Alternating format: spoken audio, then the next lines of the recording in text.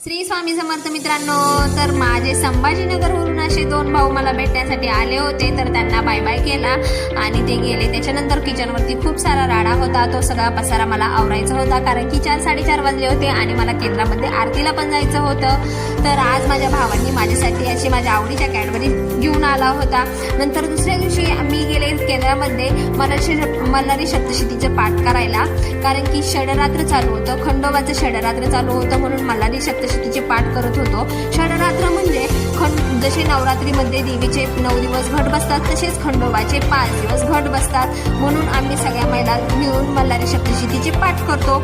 त्याच्यानंतर दत्त जयंती असल्यामुळे सगळ्यांची तयारी होती की केंद्र साफसफाई करायची. जसं आपण आपले घर साफ करतो तसंच केंद्राची साफसफाई करावी लागते. म्हणून सगळ्या महिला सगळं सामान बाहेर काढून केंद्राची साफसफाई करत होतो. तर इकडे आतमध्ये दरबारात पुरुष मंडळी